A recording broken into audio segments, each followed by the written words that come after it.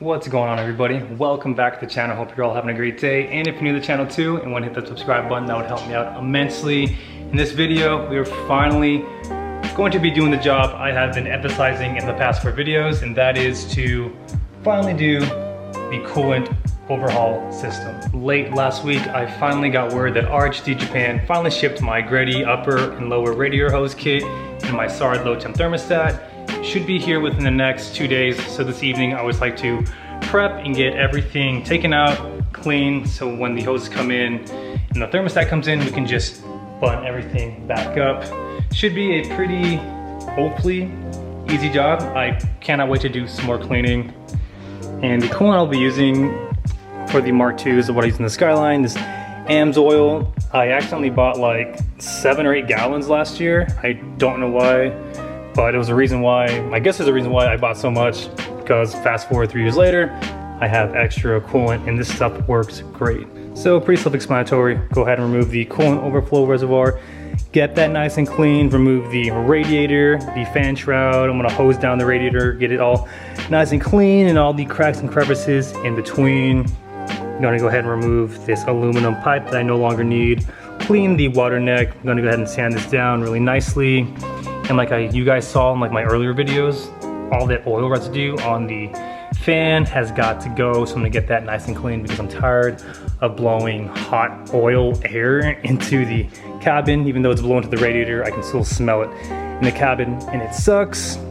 And then we'll go ahead and remove the thermostat that is down there in the lower hose. And we'll also replace some of the small hoses down there that go to the turbo, just to ensure that everything is 2022 fresh. One more thing before we begin, I did remove the Mark II's aftermarket navigation system and all the excess bullshit wiring it didn't really need. Like if you remember, there's a bunch of power wires coming where the clutch reservoir is supposed to be, and that hole there. Like a bunch of stuff was here and I just deleted it all. Like it really didn't need it, but I did leave the, this is a voltage stabilizer kit, which is really expensive and of really good quality. And I also just went ahead and left the ground kit in here. I am going to do a much better job at tucking it than the previous owner. And then I want to do something about this oil catch can. I really don't like the setup. Really want something low key and clean. But like check out all this wiring I took out. So first here we have the amp to the radio, which really didn't need. I want to keep it simple.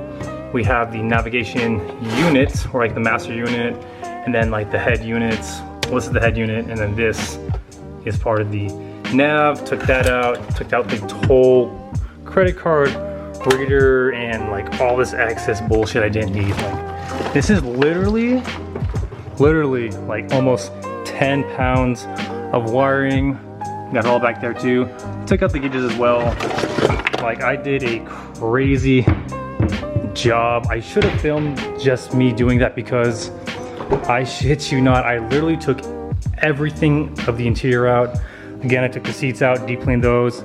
Floor mats again, took those out, deep cleaned those. I ripped out the entire interior carpet and deep cleaned that as well. I got the front dash off. Like everything you see on camera, I took out and just deep cleaned inside of the crash bar in there. There's like 99% of all the dust has been removed.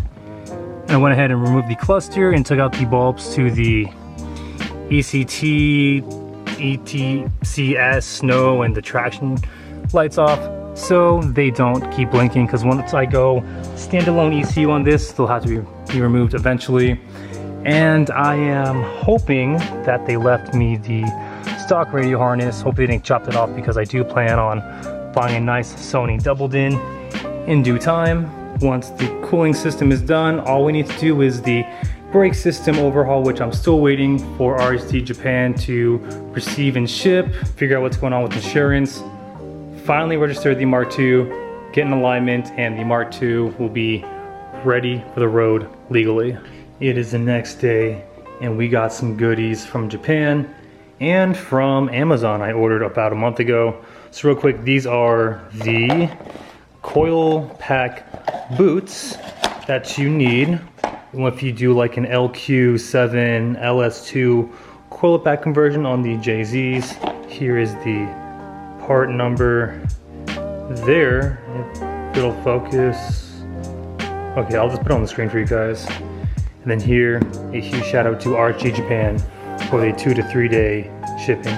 So here we finally have our Greddy silicone upper and lower radiator hoses. I believe these are 2-ply, maybe 4-ply, but these are very high quality. Got the black exterior and the blue interior, a nice finish. Here's the upper radiator hose. Comes with the necessary clamps. Here we have our SARD low temp thermostat. Instead of the OEM one opening up at 171 degrees, I believe this one opens up between 163 and 165. Perfect for these Arizona summers. And in total, including shipping, this setup ran me about $218. I didn't get the Greddy radiator I wanted because I bought my Mark II automatic and I didn't want to have to run an aftermarket automatic transcooler, but this will suffice and get the job done. Before I get too far ahead of myself with filming, went ahead and removed the radiator stay brackets. There were two 10mm bolts, drained the radiator, like a twist on, twist off system, removed the upper radiator aluminum pipe, and if anybody wants this, shoot me an offer. Sell for pretty cheap, just pay shipping. We'll go ahead and disconnect all the connectors, temp sensor, E-fan. We'll go ahead and spray down the radiator and clean the fan and shroud. If you can see in there, so much like debris and dirt and leaves in there. We'll go ahead and remove the lower radiator hose, which is just another clamp style there, and the thermal housing, which should be two 10mm bolts. Finally got the radiator out. Everything is in great shape. Definitely no accidents. I'm gonna go ahead and clean up the engine bay to the best of my abilities, get it nice and clean. I have more surface area exposed now to the front of the motor. I'll go ahead and brake clean all of this to the best of my abilities. We have the radiator here in good shape, thank God. Gonna give it a good vacuum, get all this Japanese debris off, and just clean the fins a little bit and inside the fan shroud as well. Now check out the clutch fan itself, or just the fan. This thing is seen much better days. I'm gonna go ahead and let this thing soak in the degreaser, agitate it with a coarse brush, and then rinse it off, get that looking brand new. Go ahead and pop off the lower rat hose and thermostat housing. Put in the new thermostat with the thermal housing scuffed and cleaned up, the new hose. Start reassembling everything, and we'll go ahead and fill the motor with the coolant. All right, got the fan cleaned to the best of my abilities, and it literally looks brand new, thank God. Just used some purple power degreaser with a scuffing pad, got a lot of it removed. Also the radiator, got that hit with the purple power degreaser, hit it with the pressure washer. A lot of dirt and debris got out. Removed the thermal housing, thermostat looks good, and the lower rat hose, gotta disconnect this, put the new thermostat on and reinstall it. Clean the engine bay a lot more. Got the bottom of the chassis all nice, the front all good.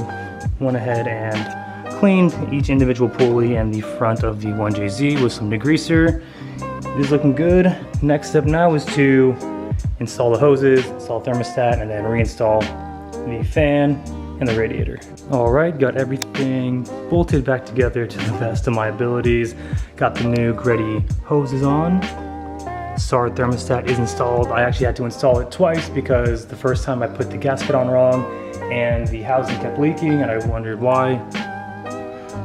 Uninstalled it, looked at it, the gasket was below the thermostat when it should be above, so got that sealed up and hopefully it stops leaking. Everything good, all the oil hoses and connectors put back together.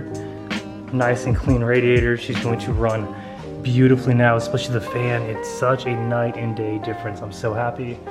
So now we'll go ahead and put our non-spill funnel on, our coolant, see if I can elevate the Mark II a little bit more to relieve more air bubbles. Make sure you get all those air bubbles out. All right, 10 minutes later, still a little bit of air bubbles coming up. I'm gonna let it run for another, honestly, 5 or 10 minutes. Motor's like more responsive, kind of weird, maybe because I cleaned up more of the oil, but fan's good, not wobbling. It's holding temp, which is good.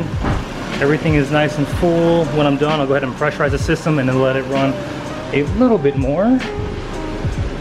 We got, again, the unit on full blast, full heat, and it is like probably 90 degrees in here. Super, super hot. We got a tap again. It's looking good.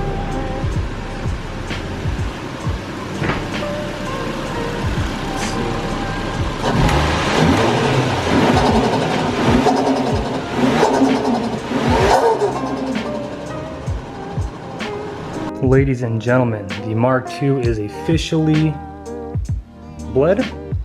Done with the coolant overhaul. I would say confidently let it idle with the funnel for a good 20 minutes. Then I pressurize the system and let it idle for another 15 minutes. Maintain temperature, nothing leaked. The low temp thermostat finally opened up. The heater blows incredibly hot. It is super warm in the garage. I'm kind of uncomfortable, to be honest, but she's running even better now, and I am incredibly happy. Next up, the final step in terms of making the Mark II dailyable is the brake system overhaul. for multiple fluid, silver-braided lines, slotted rotors, nice pads, and that is all I need. Still waiting again for RC Japan to receive them from international dispatch and then ship them to me. I'm hoping next week, could be 2 weeks, hopefully not 3 weeks, because I'm honestly trying to drive the Mark II and daily this car as comfortably and as confident as possible. So that is all I have for you guys in this video. I apologize if it wasn't as exciting as the past couple of videos.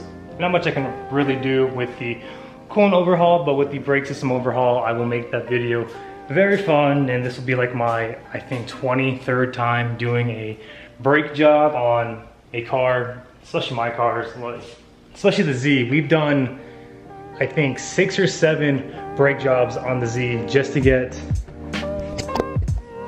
the VSKFs to fit on my brother's 350Z. And like I mentioned, we were so close to having the Mark II exactly where I want it to be. I'm just crossing my fingers. My brake system overhaul ships late this week or early this week. I really need it. But before I ramble on even more, thank you everybody so very much for the continuous love and support. And if you're new to the channel too and want to hit the subscribe button, that'd be awesome. And remember, aim high, drive low. We'll catch you next video. Take care.